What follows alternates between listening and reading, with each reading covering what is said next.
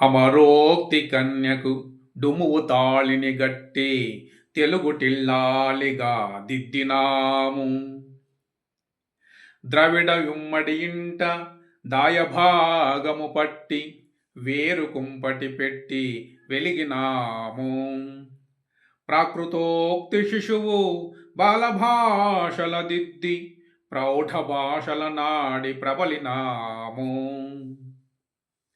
స్వర్వాణి ఛందమున్ స్వైరిగా వేల్చూపి యతులు ప్రాసలు కూర్చి అలరినాము.